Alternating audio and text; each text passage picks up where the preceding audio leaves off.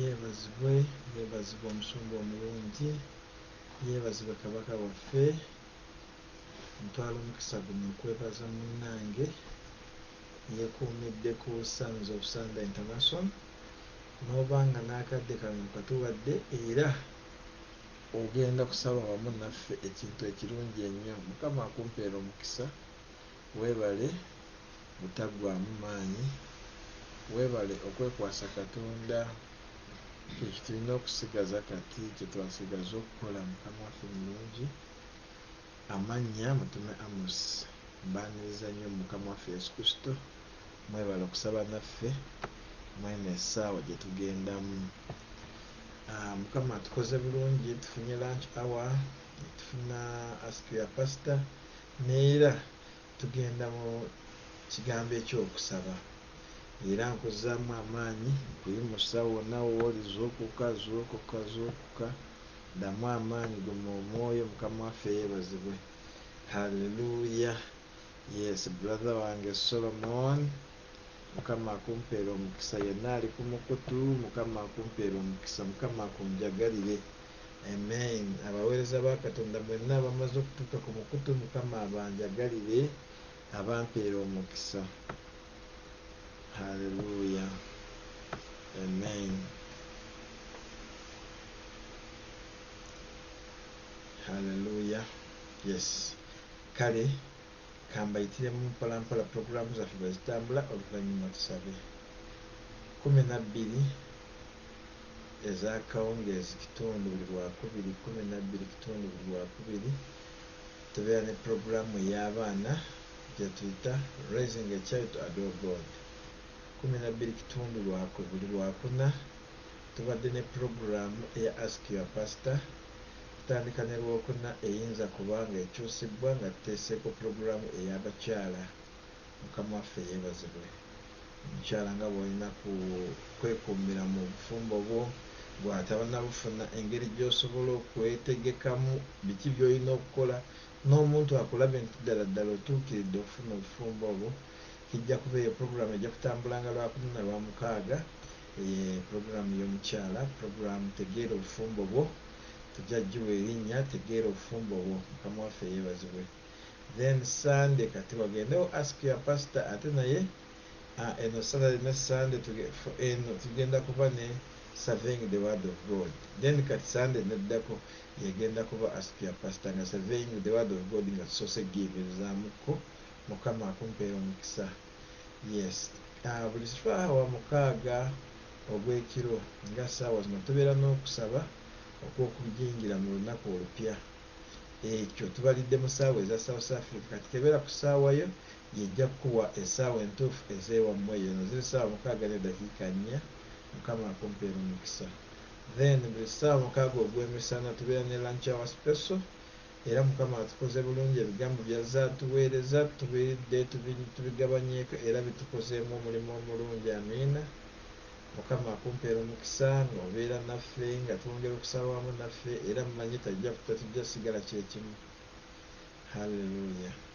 Katubeeko n'oluyimba lutuyimba twaniriza okubeerawo kwa Mukama waffe atulungamye mu byonna. Ekitiibwa ettendo bimuddire mu linnya ly'omwana wa Yesu. Yangula Yesu, yangula, yangula n'omusaayi gwe. Yangula Yesu, yangula, yangula n'omusaayi gwe. Yangula Yesu, yangula, yangula n'omusaayi gwe. Yangula Yesu, yangula, yangula n'omusaayi gwe. Mwebaza Yesu, mwebaza, mwebaza olw'omusaayi gwe. Mwebaza Yesu, mwebaza, mwebaza musaiwe. Yanunula Yesu yanunula, yanunula no musaiwe. Yanunula Yesu yanunula, yanunula olw'omusaiwe. Mwebaza Yesu mwebaza, mwebaza olw'omusaiwe. Mwebaza Yesu mwebaza, mwebaza olw'omusaiwe. Hallelujah Yesu hallelujah, hallelujah olw'omusaiwe. Hallelujah Yesu hallelujah, hallelujah olw'omusaiwe. Heavenly Father, thank you for this day. We glorify your name. To you we belong. We thank you for this time. You've given us a chance to talk to you. We are going to communicate to you through our prayer. Heavenly Father, we request your Holy Spirit to guide us in all, so that whatever we talk, whatever we tackle can benefit not only us, but even our children and our children's children. Heavenly Father, let your blood encompass us so that we don't get any hurt, any problem, that the devil not disturb or hinder our word from reaching us. Lord God, use me as your vessel, but speak to your people in the mighty name of Jesus we pray. Amen. Hallelujah. Praise to Jesus. Amen. Hallelujah. Okay. Our word today, remember, safe landing with Christ Jesus. But now we are going to talk about having peace within you. Having peace within you. Praise be the Lord Jesus. Peace is a good aspect in life. Peace is very fine. Peace is something that if you don't have it, oba obuliddwako ekintu ekinene nnyo. So tulina okufuna emirembe. Having peace within you. Okuba n'emirembe mulokole. Ndabye abantu nga they are very rich but they don't have peace. Some of the people, praise be the Lord Jesus, hallelujah. I want to tell you one thing. You can find that a rich person has got everything that you would wish to have, but he doesn't sleep. He doesn't put on shoes. He doesn't put in light in his room. You may find that he doesn't give lifts in his car. You may find that he's not allowed to give money by those rituals, those things that he do or they do. So, mulimu abantu they having what you are looking for. They have reached there where you want to go, but the way they reach there is not the very way that you would wish to be there yourself. They use the shortcut. So for that matter, you find that now money is becoming their boss. Riches is becoming their boss, to the extent that don't put on shoes, don't eat meat. Praise be the Lord Jesus. Don't eat meat. Toteekamu ttaala mu nnyumba yo, Mukama waffe yeebazibwe. Ebyo ebintu giba tegikyali mirembe, Mukama waffe yeebazibwe. Naye emirembe gya Katonda, emirembe gy'omusumba waffe, kwe kubanga oyina emirembe ku sayidi ya ddyo ne ku sayidi ya kkono, Mukama waffe yeebazibwe. Ng'olidde onywedde, oyina owummudde, ng'owulira oyina emirembe. Hallelujah. Katonda yajja atuwa obulamu mu bujjuvu. He came to give us, and he came and give us.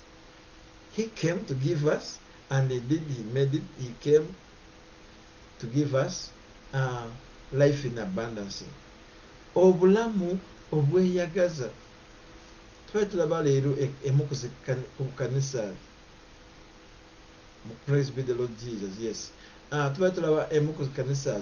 We are seeing our church in Uganda, UCC Church.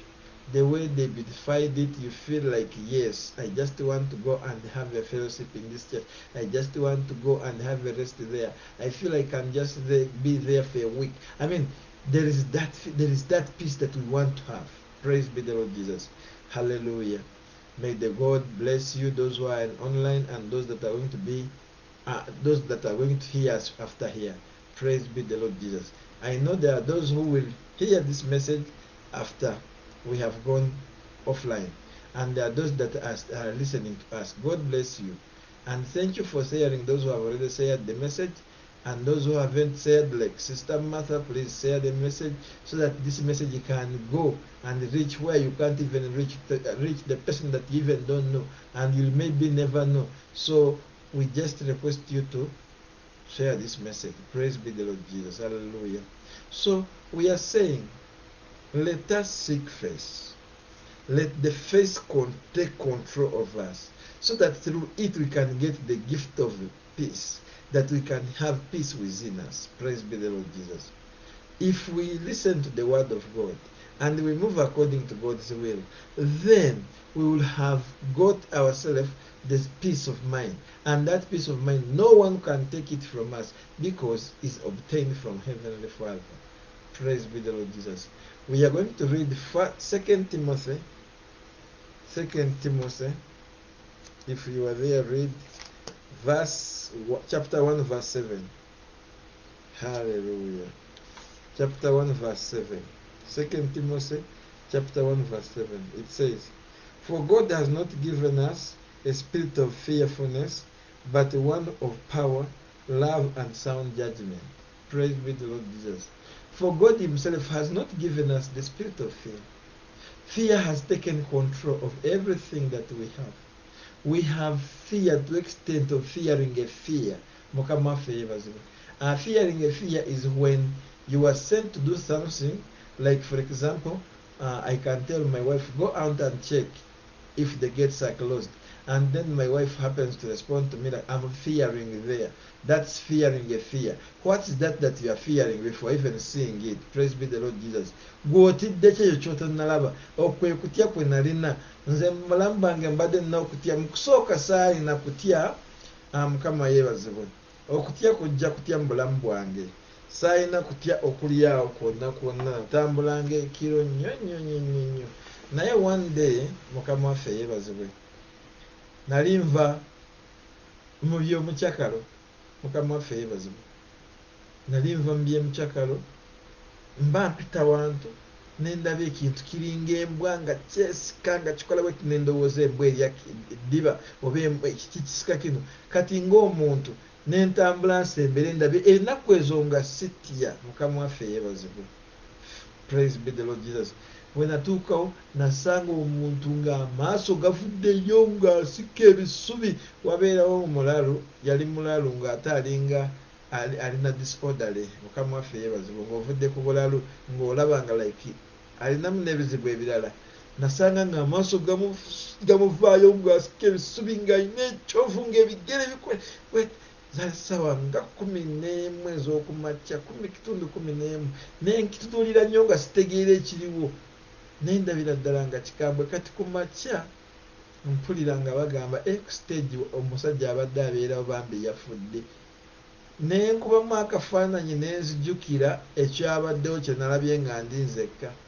Kuva n'olwo ne nsooka ne nfunamu eyo sipiriti ey'okutya, engamba nti kati maybe emabega wange waliwo omuntu ali mu kusamba, waliwo omuntu. Kati buli bwe ndaba akazikiza nga amanyi maybe ekyo ekintu kyambeeramu mpaka kyafuna chance ne kirinnya n'ennyonyi ne kituuka ne South Africa, kyafuna omukisa ogwo, ne mba nga nina okutya. Kati ne wabaawo ebitiisa ebirungi nga byo birungi, ne baba tobiwadde ssente bijja kutiisa, nga ekyokunyigiriza omugwira wano nakyo ne kiba nga kyamaanyi nnyo. Praise be the Lord Jesus. Kati okutya kwange ne kuba kwamaanyi.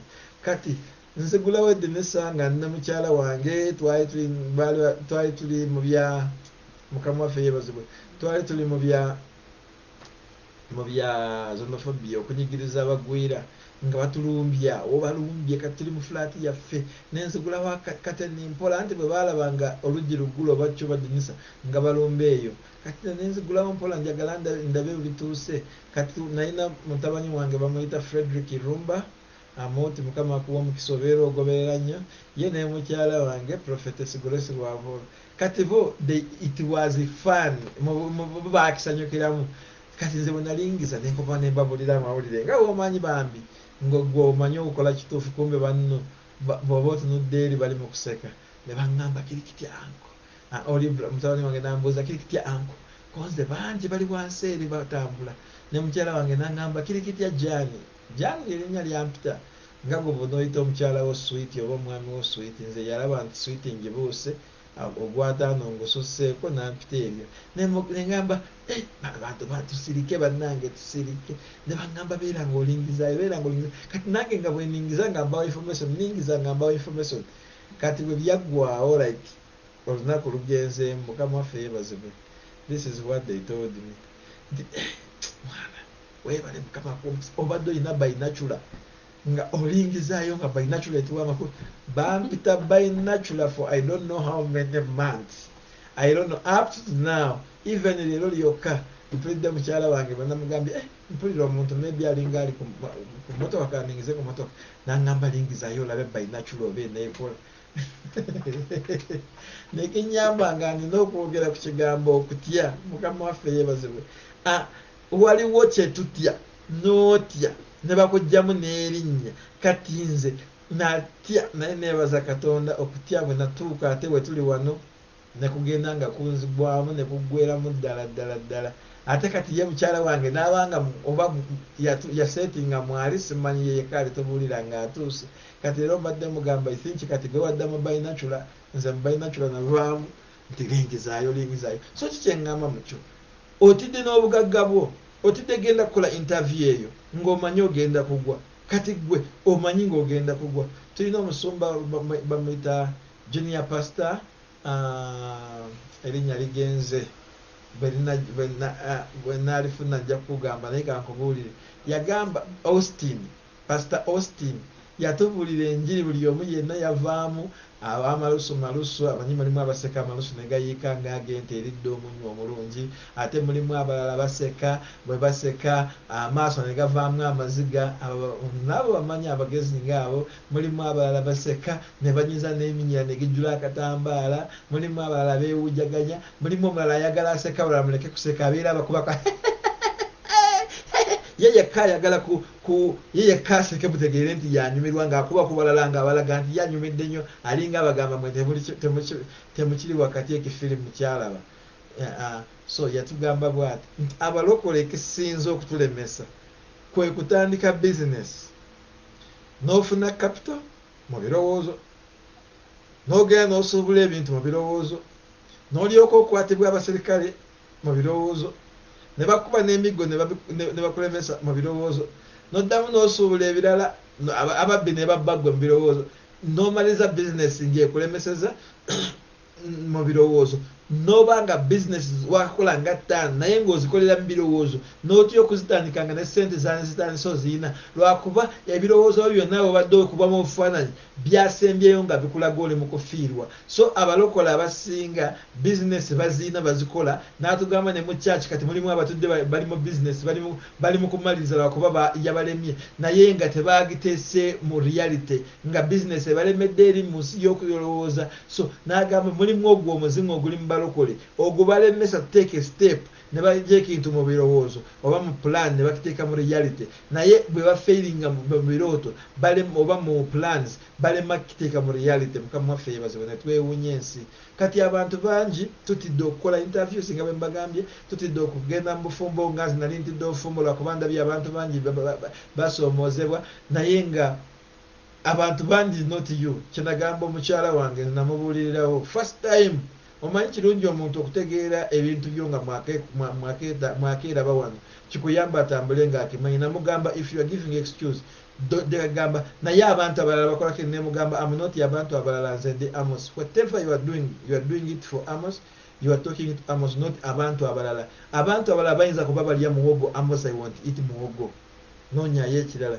abantu abalala bayinza kuba bagenda mu biduula Amos I don't go to biduula so don't compare me with abantu abalala I'm not abantu abalala and I thank God nze nazaalibwa nzekka sijja kugamba nti ndi mulongo so that yonsibeko omuntu omulala so tugenze ne twesiba ku bantu abalala ne tulema obufumbo abantu abalala ne tulema business enyonyi ya Ethiopia yayabika naye toyinza kunemesa kulinnya nyonyi ya Ethiopia lwakuba nene gwe ntambula nayo nyumirwa naye yabika nebamaliriza so what tuzireke bazookye so dekakumbulira yayabika bwe yaba yayabika yaggwawo tegenda kukomawo kati eriwo si yeeri mukama waffe yebaze munnange sijja kugula motoka nalaba motoka ya neiba waffe munnange yakwata omuliro nesirira kyakuyamba wagiraba yakwata omuliro nesirira neggwawo kati gyogenda okugula si ya neibawo lwakuba eri yasiriira kati eno gyogula gijjeemu okusiriira sitegenda kusiriira bakuba sisita wange oluyi bbaawe ng'amusanze ayimiridde negundi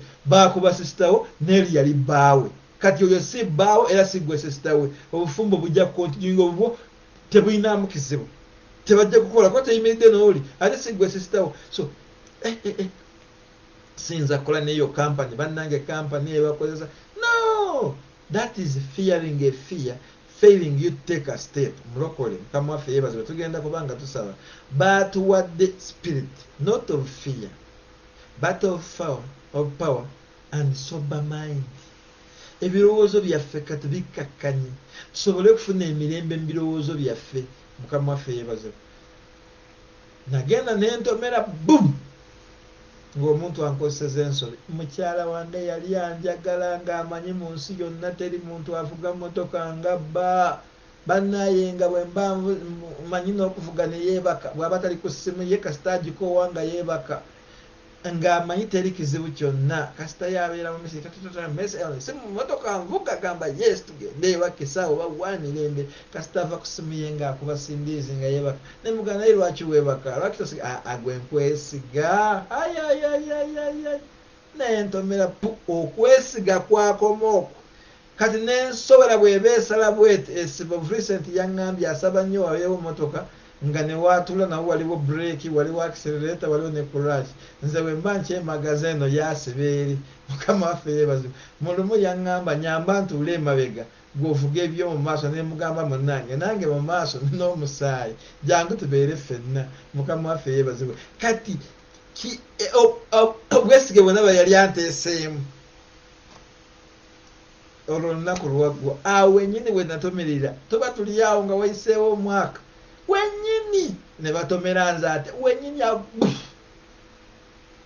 agamba bantu wano wantama mukama waffe ate tuyitawo buli Monday mpaka Friday tetumisinga haleluya tetulina bwe tumisinga lwakuba is the easiest way bw'aba agenda ku mulimu neŋŋamba kati olaba kati okutya kuveeko olw'ensonga tuli ffe abaatomera waaliwo ekizibu ekyatutomeza yes that's accident kyekintu ekijja nga tokyetegese ate kigenda nga kyagala kugenda na musaayi kyagala kugenda na bulamu kyagala kwonoona ebintu kya accident ekintu ekigwangawo tekimanyi kati noono naye ayatomera naye yali ku ssimu ye teyategeera nti atuuse ku robot yasibye n'atomera mukama waffe yeebazibwe so fearing a fear ejja kutulemesa okutuuka ku kitugendako omuvubuka yakuba oluyi mwali mu relationship temwali mu marriage genda mu marriage tebajja kukuba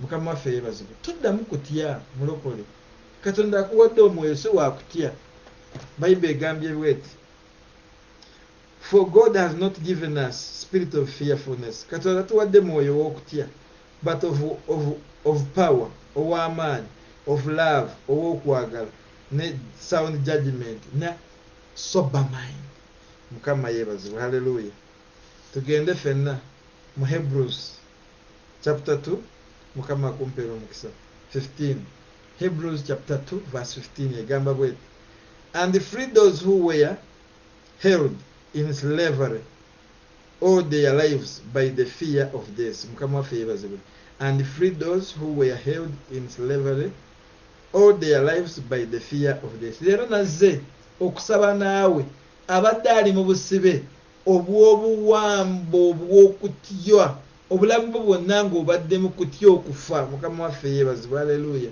bantu bangi tutidde nnyo obeera mu bulamu obw'okutya kanagwera kwegamba nga gwe tomanyi na kigenda kuddako obulamu bwonna bwonna obuteesemu kati abaga weeraba nga agenda kufa leero weeraba nga agenda kufa enkya mukama waffe yeebazibwe n'ebintu byonna obikola bubi olw'ensonga ey'ekyo ekikuyingiddemu ekyoyo kati katonda agambye we should free those who are held in all their lives slavery in all their lives eya fear of death kufiirwa kufa biki ebyo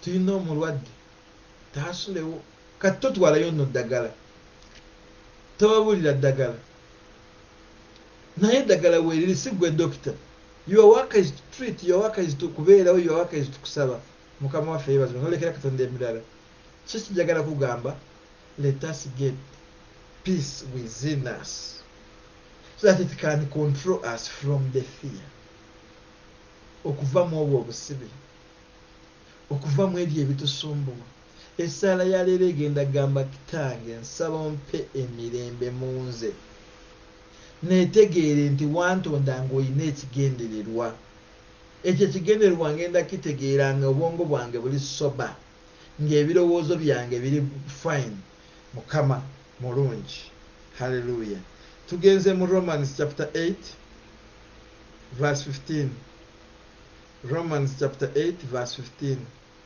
for you did not receive a spirit of slavery to fall back into fear but you received the spirit of adoption by whom we cry out Abba Father tewafuna mwoyo ow'okutya okukuzza emabega okugwa mu kudda emabega wabula wafuna omwoyo wa Katonda akubeeza mwana oyo gwe tukaabirira ntugamba kitaffe mukama waffe yeebazibwe ffe mwoyo gwe tuyina wa mirembe haleluya nalabako ekanisa emu yeegamba mwoyo yalinnya abantu mukama waffe yeebazibwe fe omwoyo waffe tatulinnya mwoyo waffe aka n'atukkako maama waffe ng'asinzidde America mukama akutuweera omukisa tuli ku kigambo ekigamba nti leka tufune emirembe tukisanze mu Barume 8:15 tukisanze mu Bahebraniya 2:15 tukisanze ne mu tukyasoma ebyawandiikibwa bingi mukama waffe yeebazibwe ne mu bwe tugenda mu Proverbs 5:14 tugenda kisangayo Katonda tatuwadde mwoyo wa kutya naye atuwadde mwoyo w'amaanyi ow'okwagala n'ow'okubeera ne sober mind mukama waffe yeebazibwe abaweereza mwenna abaliko mukama bampeera omukisa abali China abali America abali South Africa abali Uganda abali Rwanda wonna we musinzidde okulaba tuli mu kusaba twejjeemu omwoyo w'okutya mbagambye okutya kisolo kibi nnyo lwakuba you can even fear n'otya okutya ne bakugamba genda ogule omunyu ku kiduuka nti ntyayo sooka ogende bakufubutule ojje ogamba bannange bangobye ekiki ntya omusese mutegedde abadde ayambadde akakokolo bategeere bagende balingize naye tutya nnyo nnyo to the extent nti n'olema n'okukola by'osaanidde okukola mukama waffe yeebazibwe mulokole njagala kuzzaamu amaanyi wejjeemu ekintu ky'okutya Apostle n'akyejjamu ntya ogenda kukyejjamu ng'omaze tegeera nti Katonda tetuwa mwoyo ogw'obusibe obw'okudda emabega wabula yatuwa omwoyo oyo omulungi ayatuweesa okufuuka baana we adopted twafuuka baana ffe abakaaba kitaffe ow'omuggulu leka tutandike okukaabirira Katonda nga tumukaabirira mu birungi Katonda atya n'okuwa omulimu okankana bwoti stories zonna zoba obulira abasajja banno ogamba bannange ebyabakazi nsoose kubiteeka ku bbali kansooke ncyape ebyabakyala nsooka kubiteeka ku bbali kansooke ncyape kiki ebyabakyala kusinziira story gyengenze nga ndaba leka mukama waffe yeebazibwe haleluya no eyo story kati bw'osaba Katonda mukama mpa omukyala naye okyalina ebyo ebintu Katonda agamba mwana wani wogenda sumbwa ogenda kubeeza mu mboozi ojja kutandika kwogera eby'omu nnyumba ng'obyogera mu bantu neebaza Katonda ono ye I think tagenda kumbeerera kizibu bibadde bitya n'obyogera byonna Katonda agamba sooka obeereyo mu Buwuulu primary school bw'olitereera bali kutereeza bakutwale mu babinoonya eyo oliyitira ng'ogenda kubaayita ababiri mukama waffe yeebaze naye ng'okyali awo buloba awa teri nooma agenda kuweereza mwana we katonda tagenda kufaako oligayaza wenna ebyokola byonna bigayaza bugayaza matoka bagikuwe batya ng'okyatya mukulu mukivuga mutya ye mugikwata mutya ye bannange nga nnene kati bakole batya abalala bagiyiga batya gendamu ebirala ojja bisanga eyo aposo ogambye nzige emmotoka ntya nadda giyingire nze mukyala wange namugamba bwe naakuyigiza togenda kuyiga ate ngenda kukoonamu engolo lwakuba ndaba olinamu akantu k'omuzannyo kati neemuwa abalala naagivuga nze yanvuga ng'amaze okuyiga neŋŋamba ntula mu mmotoka yo nga justin ontwala butwaze bwange mukama yebazibu naye bino byokugamba nti mmotoka nnene bannange oba ogiwetote emipiira gyonna kati gwe fuluma ebwera otandike kusala gumugumu ng'edduka lye nooyingire mu mmotoka bw'oba oli ninja naye bw'oba toli ninja yingira okole ebyabalala bye bakola is simple ekisumuluzo ekitwala mmotoka kitono nnyo enkasi etwala eryato ntono nnyo obuuma obutwala ennyonyi butono nnyo naye is just matter of saying it's me to do it mukama yeebazibwe haleluya mukama yeebazibwe wano lumu nga tugenda mu graduation omusomesa wa Nyante yagamba bannange Nyante anaakola kyemuweereza mukama waffe yeebazibwe nemugamba agenda kikola nti Nyante nga alina ensonyi nemugamba no gwe gamba Nyante it's you to do it Nyante agenda kwewuunyisa lwakuba nze mulaba wano ku media tumuteekako n'abuulira kati anaalemu atya mu bantu abataano ate nga abuulira online ensi yonna mukama yeebazibwe tekyanaabimuweereza Nyante nga bw'aba abikola aba mubye naye mugamba gwe tofaayo gwe mulinde ku lunaku luli Nyante ya participating ensi yonna neetya nga talina gwatidde abazadde ffenna weetuli waliwo brothers baffe wano batabanyi bange babeera wano ng'abaagala nnyo bw'abalaba Nyante agenda kubaddukako ayinza n'okukaaba aba tayagala mu musemberere naye nkulaga twali ku mukolo nga ffenna atulaba naye yali mu lugoye lwe ng'abaana batudde wali ng'atudde wali bayimba ng'agendamu ebyo buli omu ne yeebuuza Nyante kweri atulabe buli omu n'ageza kumuwa kajambo nga Nyante abawa kajambo naye abalaga time yakusoma totya if a 3-year girl can understand katikadde ka kino ate gwe alina emyaka 3 omusinza 0 yonna sijja kugamba giri emirala bwe nagyongerako ojja kunkuba ngambye gwe ow'emyaka 3 ng'osinza Nyante emyaka 0 ye alina 3 gwe olina 3 oyinza kuŋŋamba otya nti nze ntya ku midiya okuweereza oyinza kuŋŋamba otya nze ntya kukola kino ng'oli akisobola mukama waffe yeebazibwe nayinamu ekintu ekyasinga okunkozesa ekintu ekigamba nti if oli bw'aba akikoze nange nsobola kukikola mukama waffe yeebazibwe oli bw'aba akikoze nsobola kukikola nabagamba nze okuvuga mmotoka teteri yanjigiriza baagi mpange nde Kirombe yali Land Rover nengenda mu Kirombe nenfuna bloka nenzireeta kwali kuyiga ommotoka okuvuga pikipiki bampa pikipiki ne bantuma kilometers 12 and 12 flow that is 24 nenvuga nenkomawo ebintu ebimu byakwebuulirira mukama waffe yeebazibwe mulokole buulira emmeeme eyo omuntu wo ow'omunda akaddiye nnyo alimba gw'olina emyaka 2 naye yali mu myaka 8 lwaki omuliisa bubi alabika bubi alina marasimas yenna akufunye kwashako because omulemesa nnyo nze maama okusiiba leka mulimu n'abalokole batandise kulya ddaako abalokole mwabasinga ddaako mu bayibuli tukisangawa haleluya tulina amalala mukama waffe yeebazibwe haleluya oli otya ddaako naawe nozukka 11 n'olya kati naawe nobeera mu banno naawe oli bize n'okyepeza cepi nti mulimu kusiiba naawe 12 n'obreakinga n'olya yasiibye 12 awa omuni South Africa kasita agamba awa manya ebyo byonna bisambaze leka tutule kati abala bagamba nti bambi mwebale kusiiba ekisiiba bantu mwadi kirungi lwakubanze ulcers zange ezannema kati ulcers zo bazikolere ki ekirwadde okyesibyeko teri nomayinza kukisabira nekigenda olw'ensonga kikyo nze ulcers zange maawe bwe ziba zekyanze gwe tomanyi ne wano oyinza butandabawo kale genda we zikutwala tuviire nno leka kutuleetera ekyejo n'okutukuba okugayala. Mukama waffe yeebazibwe. Ekirwadde okyesibyeko. Nali ngamba wana mukyala wange nti mulimu abantu balina ettemu baabalanga obula n'okugamba akazindalo bakampeni nejje mu kigurupu ekyo nti bannange kitulumye nnyo mukwano gwaffe agenze era ekimututte bwe bwaffe buno buliwa gwe naani tulema ku owuninga zimaaso nti owuninga buno obwaffe obulwadde kati sawa ntugenda kwesibako nsagala nnyo nti bwaffe buno bwemututte nga tulesebwa covid-19 ng'etubeereza mu mayumba nga ffenna tutandise okubeera nga tetukyetegeera tutunulanga olw'ekumi olw'Uganda ng'oŋŋamba nti nabo bwaffe omuntu nolema owuninga Land Rover owuninga silimu akaffe kano katute naani gwogenda kufa ddi bwe kaba kako. Mukama waffe yeebazibwe. Sabira omuntu awone gamba Katonda awonye abantu be. Mukama waffe yeebazibwe.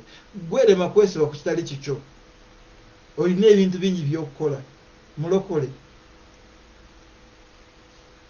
Tugende mu Proverbs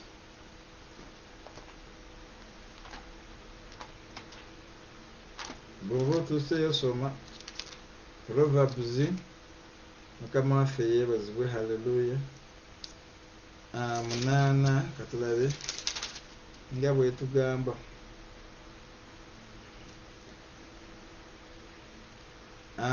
Munana 14 egamba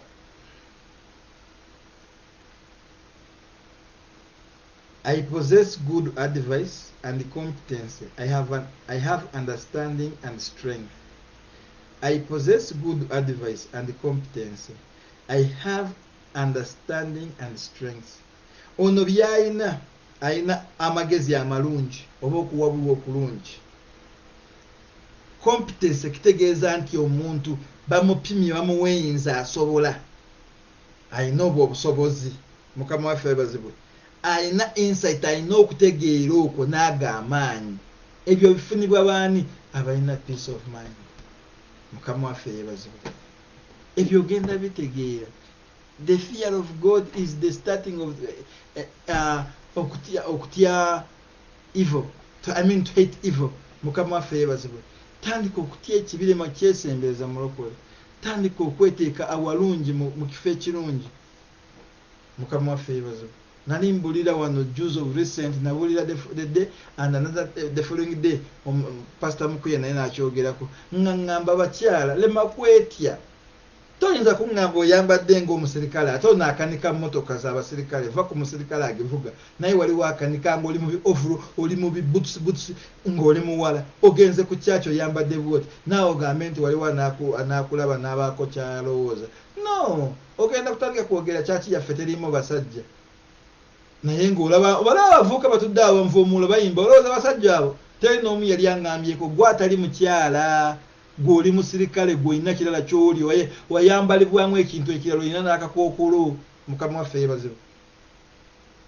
Wenna feesito ogikozeeko wenna otiisa butiisa abantu wejjeemu ekyo weetereeze manya funa peace of mind.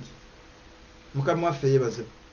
Nze nkugambye bwe mba nina kye ngenda okukola nga tugenda kikola ssaawa 8 nsalako essaawa 2 neŋŋamba tugenda kikola ssaawa 6.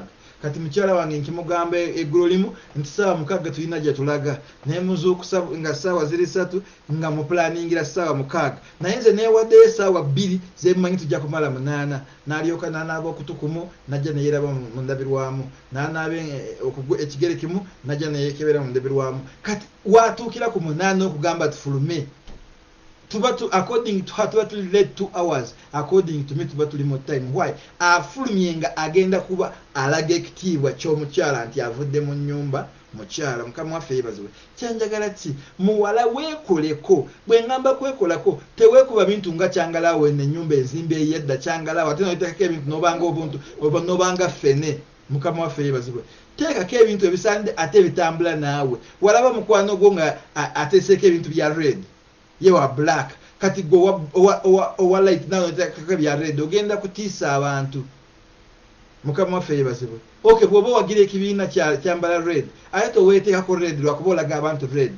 Enviiri oyinza balimu abantu bakola tinting nakola eviringa byodabya kala wa kiki oba green nogamba kati nalyoka nayambala ne wabawo kibaweeta quarreling colors nayambala engoye nga tezitambulira ku green yalina ekisigi katonda kyeyamuwa nasooka nakwata girita nakijjako kyonna nogamba wuno omwana kati nafuna ekipenso nalyoka ateekako ekirala kibanga kyaba japan neyerabira nti ali mu africa amaaso g'abajapan n'ekisigi kyabwe bitambula byonna kati gwe noteekako ekisigi ky'abajapan ekikyo kyakitoba kijjako amaaso go ga style ga africa kati ne bakubuuza gw'oliwa mu indian ocean lwakuba tetuuse mu japan era toli mu africa kati naawe n'ogamba bannange n'obuuza banno leero buli olaba boogera ku bali boogera ku bano gw'okanda kubeeraawo oyogera chepi gwaseka nnyo gwakoba ku banno oyagala ku picking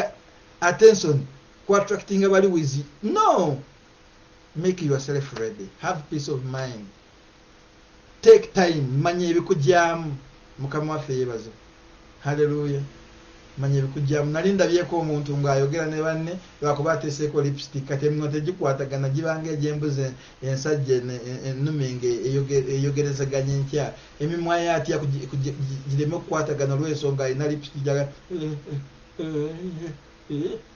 atya bwe ginaakwata bijja no teekako lipsayina egenda kukola ekirungi ereme kusumbuwa ate bw'omala nabiraba nange balina akantu ke bakola bwe bati babiteekako ate ne balumaaluma ne bibalansinga then kati ffe abalabi ne tujja ne tulaba ne tufunayo nefunira golesi wange ne tutambula ne tugenda naawe ojja kufuna akutwala mwannyinazo naawe brother nno kati ndi kuggwe enjala zaaki ezikukuza olinga omuwi w'obutwa nyama kutiisa munno agamba ono bwe namutwala bwe munyizaako alinkwata igokuro sala enjala senya amannyo obwoya mu nkwawa bujjeeyo tebwetaagisaayo nnyo tolina kyolaga muntu si nti kyamugagga nti bagenda naawe kusalamu embaawo nti kobubeezeeyo olina obugagga bw'okuumiddaawo amatuugo gayonje oyagala kwogera n'abantu akamwako kaleekaana sokisi zikebere empali y'omunda gifeeko fe abalenzi tulina obuzibu emisipi gyaffe tegitera kunywera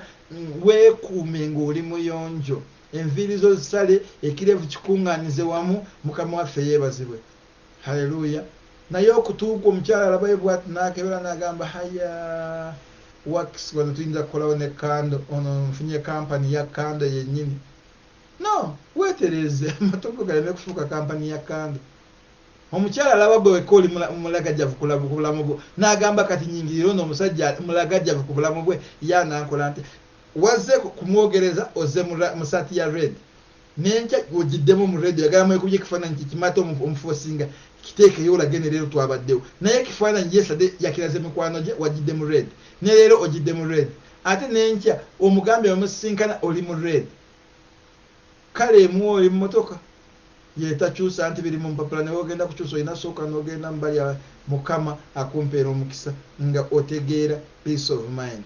Peace of mind ekuleetera kutegeera ensobi zonna z'obaddemu n'oweetereeza n'otandika kutambula nga topapa. Tandika okufuna obulamu peace within you. And no one will do it for you, it's you to do it for yourself. Tandika okwerokola kuva mu kibi ekyokubanga olina okweraliikirira, olina entalo mu within you, olina ebikusumbuwa, olina okutya. Nga you need just peace of mind. Mukama waffe yeebazibwe. Hallelujah. Mukama waffe yeebazibwe. Njagala kuzzaamu amaanyi nga nkugamba bwe tunaafuna peace of mind, Katonda ojja kumugamba ekigambo kimu naye ajja kwogera naawe lwakuba akusanze weeseetinze. Hallelujah. Weeseetinze. Katonda yagamba abaana ba Isirayiri, n'agamba Musa, genda ogamba abaana ba Isirayiri beerongose for 3 days, beetukuze bawuze ebigoye byabwe bitukule lwakuba bagenda kunsinkana ku lunaku lwokusatu. Katonda ng'alabira ddala bw'asinkana bano agenda kuba asinkanye gorilla zennyini. Katonda ayagala nnyo tubeere tuli ready. Mulokole beera ready, lema kubeera gorilla. Leka kwekolako olutalo. Nagamba mukyala wange mulimu abalala beeruga, abalala beekolako olugambo. Mukama waffe yeebazibwe. abalala beekolako olugambo notagamba abantu banjogerako no nga gwabyogera mwenyini gwayeyogerako kati neweerabira nti wabyogera ogenda kubiwulira mu ŋŋambo nogamba abantu bantamye kibanjogerako owulira kino owulira kino naye wakyogera ate gwe wakyogera wamugamba bwoti munnange mbuuliddeko gwe katobulira munne naye n'abulira mukwano gwe naŋŋamba no munnange baŋŋambye sebulirako munne naawe tobulira n'oli n'agenda yo just ekigambo kigamba baŋŋambye tobulirako munne tobulirako munne ogenda ssanga nga kyetolodde n'omulala n'akeeta n'agamba nono mpulidde gundi yayogera bwoti naye bwati kuggwe naye aŋŋambye sibulirako munnange era nange nkugambyeko bugambi njagala bikomye wano n'olaba ssaako eringa yakiwuka yakokuroti kyetolodde nekikusanga gwe nanyini wakyo nogamba Amos nga ayina ettima ekigambo kino mabulire n'agamba asirike gwe nanyini wakyo kyakulemerera okukisiriikirira n'okikwasa Amos kati Amos yanasobola okikwatirira gwe okiise privacy okifudde private nekikulema kikwatirira gwe mwenyini kino nno kyama kyange nakitereka dda kikimwa n'okigamba Amos kyama kyo wakitereka dda kikulemeredde okyasa okijjeeyo mukama n'Amos kijja mulemerera si kiki mulokole have peace of mind tegeera woolaga tandika okutambulira mu kkubo ly'eddungi kakkana it's you not any other body it's you take it and you will take it mukama waffe yeebazibwe so teweekolako lugambo mbeera nsisa mukyala wange nzibe kwekolako olugambo oyinza kweroga oyinza kuba gwe mwennyini kyakulwanyisa ekikoleddwa nga kyakumalawo obulamu bwo gwe mwennyini Amos oli kyakulwanyisa ekyetegese okumalawo obulamu bwo nga gwakikoze tobeera kyakulwanyisa nga kyeweekoledde eko ekigenda kukuyuza tandika okweteekamu ekintu kye bayita self weteekemu self esteem nkajjeyo akagamba ako mu luzungu self esteem weteekemu ffe abato tugamba ekicumbi omutola agamba balagira kakyekajjaha mu Luganda nyinza kugamba nti abantu banasuubira ate emirembe yalagawa ate obwetowaze bwalagawa ye abantu banagamba kino ate Amos ayinza kyogera ati weteekemu ekintu ekiraba nti that one cannot come out of you, that one cannot even be uttered by you. Weteekemu ekintu ekyo weerabiremu eri endala nnyo fabato tugamba balagira kakyekajja weteekemu sitayiri endala mukama waffe yebaze oyogera waliwo omuntu wana tumumanyi ng'omulimba alimba bambi yeerabira n'alimba wiiki endala n'alimba kati addamu ekirimbo kye yali alimbye n'akirimba bulala kulimbulula kati ffe twamumanyira lwakuba bwomugamba nakyogera oba nakyogera I think nakyogera tati yakuswala jagujagu omulala takuna magumu so mulokole weetereze tugenda kusaba ng'ogamba Katonda nsaba ompe emirembe munda munsi nsobole okwetegeera n'okukola ebintu nga si papa nga sitya nga siina kinkuba ku mutwe kyonna lwakuba tompadde mwoyo wa kutya wabula ompadde mwoyo w'amaanyi leka nkozesa amaanyi ago let me exercise the ability you gave me the authority you gave me let me exercise the love you gave me let me have a sound judgment in doing things nkooyo okutambulira mu kutya nkooyo okutambulira mu kumanya sijja sobola ng'ate waŋŋambye omwoyo gwe wampa si gwakunziza mabeeka okugwa wabula gwakundeeta mbeere mwana nkukaabirire nti Abba the Father kitange omulungi kitange omwesigwa nkwebaza olw'ekigambo ekizza olunaku lwaleero ekigamba nti tewatuwa mwoyo w'okutya wabula omwoyo w'amaanyi Mukama obwedda tubadde tutya Mukama nga tumanyi tetulina maanyi nga tumanyi tetuyinza sobola nga tumanyi twalekebwawo naye otugambye omwoyo w'otuwadde si wakutya so Mukama tusaba tugjeemu ekigambo kutya mu bulamu bwaffe kitulokolemu Mukama kijjeemu nga bwe wajjako omukyalo ekikulukuto naffe tugjeemu ekigambo ky'okutya leka tubeere n'ekigambo eky'amaanyi mu ffe ng'omanyi oli w'amaanyi ng'omanyi okola eby'amaanyi ng'omanyi osobola eby'amaanyi ng'omanyi tewali kyonna ekiyinza kukulemerera tuweereze mwoyo ow'okwagala ng'omanyi ng'olina obwagazi nti ky'oyagala ogenda kyetuusaako ky'oyagala ogenda kikola ky'oyagala ogenda kikuba nakyo n'amakanjani whatever case it can be gwe kyojja kisigala ng'okikwasa. Mukama waffe yeebazibwe. Taata omusumba omulungi, leka otuweereze sound judgment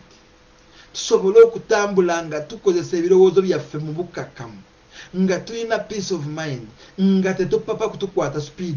Abantu batukote speed, oli akubulira kino n'oyanguwa okikola, ng'ate bw'okikola nga kumbe otuuse mu kintu ekikuzikiriza. Lwakuba tokiwadde birowoozo bye byonna, olw'okutya, olw'okweraliikirira, olw'okubuusabuusa. Mukama tuweereze sound judgment, tubeere n'ebirowoozo ebiri soba, nga tulina reasoning capacity ennungi mu linnya ly'omwana wo Yesu. Tukooye okutandika ebintu ne tubikomya wakati, tukooye okutandikawo ebintu ne tubikola nga ne tubikwasa abalala. Tukooye Mukama okubeera n'eyo spirit of fear, spirit of setback. Mukama omuntu atandika business n'agimaliriza n'afuna amagoba ate naddayo n'asuubula ne bamubba business yona neggwawo n'amagoba ne bagatwala ne baleka nga bamusazaasaze, naye byonna ebyo abikoledde mu birooto. Tewali lunaku na lumu lwe yali asimbudde. Abikoledde mu birowoozo, tewali lunaku na lumu lwe yali asimbudde n'akikola mu buliwo. Tutidde okutandika, tutidde okugenda mu bufumbo, tutidde okuwasa. Abamu batidde okuzaala nti lwakuba baba bagamba nti okuzaala omuntu alumwa. Abamu batidde okufuna olubuto nti olubuto nga lusumbuwa. Kati n'omwami we agenda kugoba olw'ensonga oganye ezzala. Mukama tuwa amaanyi, abantu bategeere ki kye bali.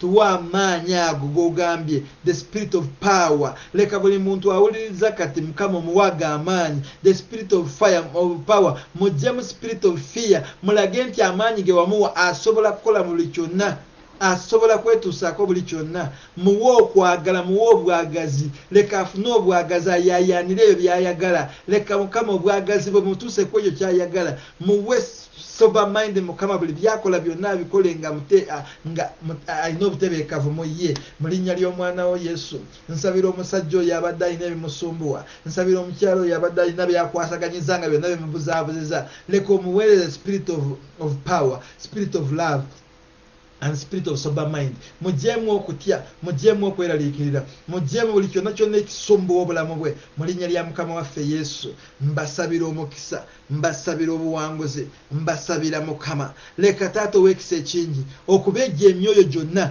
egireeta emyoyo gy'okutya, emyoyo gyonna egy'omubisitaani egirengera nga gundi ali kumpi kuyitamu, gundi ali kumpi kuwangula, gundi ali kumpi kukwata ku buwanguzi bwe, ne wajja gy'ekisipiriti ne kimwezingamu ne kitandika kumubuulira obwama nga kimugamba tojja kusobola, kimugamba oli mubi, kimugamba oyo abakyala tatabeera nabo tabawangaaza, bagenda kubalira effumbiro togendayo. Ekyo ne kiremesa omuntu kutandika bizinesi, ne kiremesa omuntu okugenda amawanga, ne kiremesa omuntu okufumbirwa oba okuwasa, kiremesa omuntu okusaba emirimu ng'atya interview. Ekyoyo ekyo ekiremesa omuntu okusiiba, nti ekiremesa omuntu okuzaala, ekiremesa omuntu okweyanjuluza n'akola ky'ayagala okukola. Mu linnya lya Mukama waffe Yesu tukikuba, tukiyuzaayuza, tukirangirirako omuliro okukyokya, okukisiriza mu linnya lya Mukama waffe Yesu. Omuliro oguva mu ggulu gumenyemenye omwoyo w'okutya, gumenyemenye omwoyo wa doubt, gumenyemenye omwoyo wa setback mu linnya lya Mukama waffe Yesu. Ffe tuli baana ba Katonda, aba Katonda owa waggulu ennyo, era tukaaba kitaffe gwali mu ggulu. Taata ow'ekisa ekingi era nkukoowoola Mukama, yamba abaana abo ng'okuba ebyo emyoyo emibi, yamba abaana abo ng'okuba emizimu egyo negibaleetera setback, egibaleetera fallback, egibaleetera okutya, egibaleetera okutendewalirwa, egibaleetera okubivaamu, egibaleetera obutagumiikiriza. Mu linnya lya Mukama waffe Yesu giyuzaayuze, gikutule, gimenyaamenye in the mighty name of Jesus. Leka Mukama obawe emirembe, leka Mukama obawe sober mind, leka Mukama obawe amagezi kumanya n'okutegeera, leka Mukama obawe eyo competence eyo, leka buli kye bakola kyonna bakikole nga basobola. Leka Mukama buli kye bakola kyonna babe with good advice, leka babe with your insight, basobole okutegeera by'obaagaza. Tunaatendereza erinnya lyo, tunaaliggulumiza, tunagamba nga oli Katonda w'amaanyi. Mu linnya lya Mukama waffe Yesu, sumulula abalwadde, sumulula abawambe, yamba abamulekwa n'abatalina mwasirizo, kuuma eggwanga lyaffe Uganda ku kiyiwa musaayi, ku kisaddaaka abantu ne ku kitta abantu. Mu linnya lya Mukama waffe Yesu tuweereze omukulembeze gwe tunaabeera naye, oyo anaatufuga nga kwagalako bwe kuli. Mukama abakulembeze bava gy'oli, era ffe tulinze gw'onootuwa ku nnaku z'omwezi 14 oyo gwe tunaagenda naye mu byonna tusaba emirembe, waleme kubaawo kwekalakaasa, waleme kubaawo looting, waleme kubaawo byonna ebireeta okulemererwa n'okwonoona ebintu by'abantu. Mu linnya lya Mukama waffe Yesu tusabye, amen. Ekisa kya Mukama waffe Yesu n'okwagala kwa Katonda n'okussa ekimu kw'Omwoyo Omutukuvu bibeerenga naffe ffenna n'eri ab'enganda zaffe emirembe egitaggwaawo. Amiina. Weebale Kitange omulungi okutuukiriza kuba mu budde buno.